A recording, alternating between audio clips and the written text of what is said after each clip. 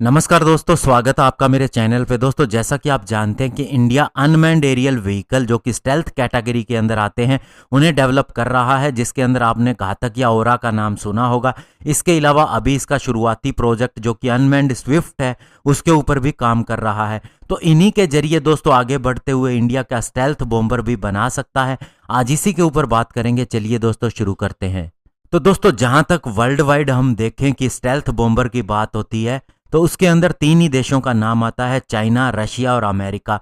Russia की बात करें तो ये अपने नई जनरेशन के पाकडा स्टेल्थ बॉम्बर प्रोजेक्ट के ऊपर काम कर रहा है। वहीं चाइना की बात करें तो उसके पास अभी तक H6 के बॉम्बर था जो कि सोवियत ईरा के ही Tu-16 डिजाइन पर आधारित था, लेकिन अब वह अपने नेक्स्ट जनरेशन के शियान H-20 सबसोनिक स्टेल्थ बॉम्बर को ला रहा है और साथ ही पुराने बॉम्बर को इनसे रिप्लेस कर रहा है। वहीं दोस्तों यूनाइटेड स्टेट की बात करें तो उनके पास नॉन स्टेल्थ ही B-1 लैंसर बॉम्बर है। इसके अलावा B-2 स्टेल्थ बॉम्बर भी है और अभी माना जा रहा है कि वह अपना स्टेल्थ इंटरकॉन्टिनेंटल स्ट्रेटेजिक बॉम्बर जिसे B-21 कहा जा रहा है उसे लाने वाला है। तो ऐसे में दोस्तों इंडिया का स्थान कहां पर है? अगर हम पास्ट के अंदर जाएं तो इंडिया के पास English Electric Canberra tactical bomber रहा है और इसके बाद में इंडिया ने ज्यादा भरोसा MiG-27 और जगुआर फाइटर जेट पर ही दिखाया है बॉम्बिंग मिशन के लिए। हालांकि इनका ऐसे मिशन के लिए अभी तक इस्तेमाल नहीं हुआ है। और जिस तरह आप जानते हैं कि इंडिया एक न्यूक्लियर पावर है, तो न्यूक्लियर वेपन सिस्टम को डिलीवर करने के लिए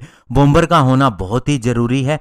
तो इस तरह से इंडिया सोचता तो रहा है कि वह रशिया से Tu-22M खरीदे, लेकिन ऐसा प्लान कभी सफल नहीं हुआ। नेवी हालांकि सोचती थी कि उसके पास बॉम्बर की फ्लीट होनी चाहिए, लेकिन यह भी दोस्तों अभी क्वेश्चन ही रहा है कि अभी इंडिया क्या स्टेल्थ बॉम्बर को बना सकता है। तो दोस्तों अभी इंडिया जो अनमैन्ड व्हीकल के ऊपर काम कर रहा है उसके अंदर 10 टन का स्टेल्थी घातक UCAV आता है, जिससे दोस्तों पावर भी हमारे लोकली बने कावेरी इंजन से मिलेगी, जिसके अंदर 46 किलो न्यूटन का ड्राई थ्रस्ट होगा। इसके अलावा दोस्तों इससे पहले इंडिया एक stealth wing flying test bed पे भी काम कर रहा है जो कि केवल 1 टन का होगा और बेसिकली ये घातक UCAV प्रोग्राम से पहले उसकी शुरुआत करेगा और एक तरह से टेक्नोलॉजी डेमोन्स्ट्रेटर भी होगा।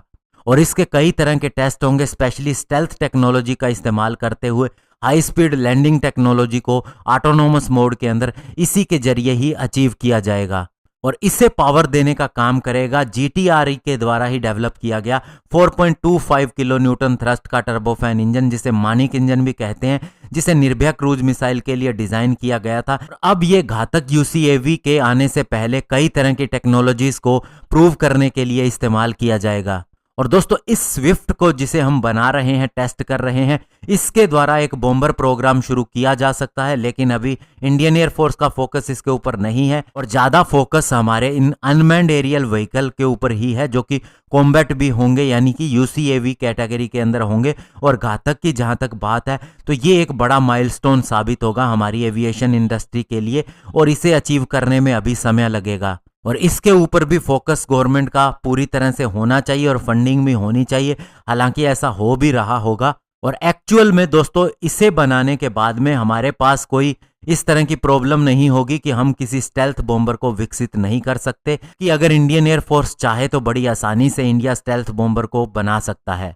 और सबसे बड़ी बात होती है इंजन की। ये आप पहले भी देख चुके हैं कि हमारे फाइटर जेट के लिए हमारे पास इंजन ही नहीं है जिसे हम बाहर से खरीद रहे हैं, लेकिन घातक UCAV के केस में ऐसा नहीं है।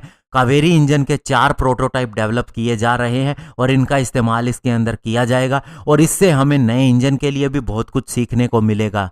और माना जा रहा है कि इस इंजन का सर्टिफिकेशन 2024-25 तक हो जाएगा और फिर इनका प्रोडक्शन भी शुरू हो जाएगा और घातक UCAV के भी फिर उसके बाद में फ्लाइट ट्रायल शुरू हो जाएंगे। तो दोस्तों ओवरऑल कहने की बात यह है कि हम AMCA twin engine deck based fighter jet Tejas MK2 ये मल्टीपल प्रोजेक्ट के ऊपर काम कर रहे हैं, इनके लिए टेक्नोलॉजी डेवलप कर रहे हैं और ये सारी चीजें सफल भी होती दिखाई दे रही हैं और समय पर ये प्रोजेक्ट पूरे भी होंगे। और दूसरी तरफ अनमैन्ड कॉम्बैट एरियल व्हीकल के काम भी समय पर पूरे हो जाएंगे और उसके बाद में इंडिया के पास तकरीबन सारी टेक्नोलॉजी होगी कि वह किसी भी तरह का fighter jet unmanned aerial vehicle develop कर सकता है। इवन कैट्स वॉरियर के ऊपर भी काम चल रहा है HAL के द्वारा। तो उसके बाद ये इंडियन एयरफोर्स को देखना होगा कि वह क्या चाहती है, स्टेल्थ बॉम्बर चाहती है या नहीं। धन्यवाद, जय हिंद।